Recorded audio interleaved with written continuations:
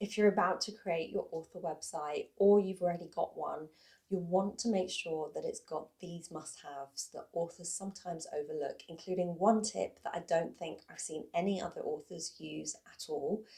These are all tips that will help readers easily find and buy your books. I'm a fiction author as well as a marketer with over 20 years experience at brands including the BBC. So here's all the things that I've learned about having a great author website. So firstly, you've got a website, but no one can find you. Sometimes we just build a website without really thinking about how people are actually going to get to it in the first place. And this is why it's so important to include the most relevant words and phrases related to your writing and your books. And this makes it easier for Google and other search engines to recommend your book to readers in the first place. So think about the types of things people will search for to find your books. So for example, I made sure I included the following words and phrases on my website: historical fiction, book, novel, my name Nima Shah, the book title Kololo Hill, Ugandan Asian, Picador, which is my publisher's name, and so on, and even the key character names. And you don't have to go crazy with this, it's just 1 to 3 mentions of each of those relevant keywords is fine, and it should be used in a natural way throughout your site. Don't add loads of the same keyword, as Google and other search engines can see through it and won't rank your website as highly. Just include it naturally in sentences. Next, think about all the times you've gone to a website for a specific reason, let's say to sign up for a gym or book a restaurant, and you're more likely to complete your steps if there is a clear call to action, i.e. a direction for the user to do something specific, like sign up to a newsletter or buy a book. What is the single most important goal of your website? Probably to sell your book. So you can have more than one call to action, but usually there is one that is more important than all the others. So it's important to include at least one link to buy your book above the fold of the website. And what above the fold means as a phrase is that it's essentially the section of a site that a user can see when they first click on the site before they've scrolled down further. And the phrase actually comes up from the old newspaper printing days where the most important information actually needed to appear above the fold of a newspaper rather than the second half, because no one would see it when it was on a newsstand. So include your call to action to buy your book in the first portion of your site, along with a clear message such as "buy my book now." Now, here's one trick that I bet you're not already using to make sure that Google can find you more easily and to rank higher on search engines.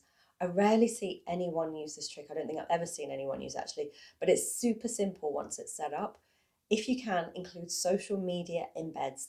This is where your newest social media posts from Instagram, X, or any other social media platform automatically get shown on your website and are updated each time you post again. They're pulled through from the social media platform itself. I've got them on my website and they automatically refresh every time I post on Instagram. I don't have to do anything else. Not only does this keep the website fresh, it's another signal to Google that you are regularly updating your website, even though you don't actually have to update anything at all yourself on the website.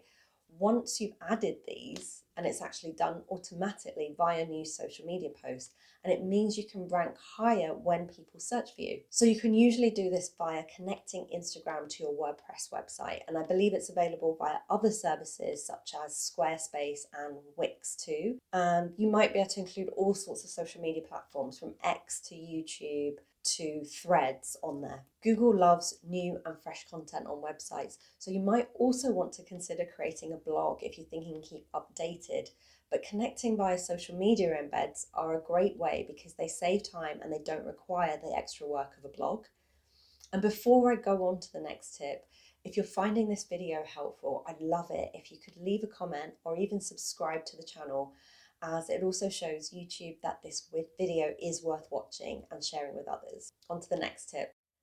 Now, of course, great visuals are obviously another key tactic for keeping readers on your website, but there's a couple of important tricks you need to know to make sure that you've got the right kinds of images on your site.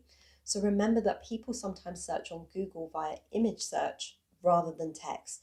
So the images you include on your website can also be shown directly on Google under the image section if you look along the top of Google. This is another great way to be found by new readers that you might not have known about. Always include high quality images on your website.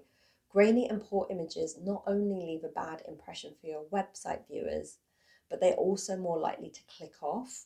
On the other hand, if the images are too large as a file type, so that's the size of the file, they'll slow down how fast your website loads, and that might make someone click away.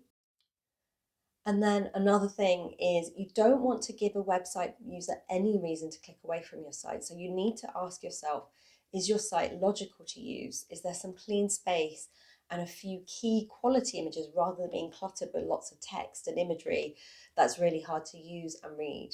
Are the links easy to find? So make your site as easy to use as possible. And one way to do this is to ask a couple of people to test your site after you've created it. And of course, websites are only one part of book marketing. There's also a lot of myths around it. So why not check out this video next to see if there's anything that might be holding you back from your own marketing?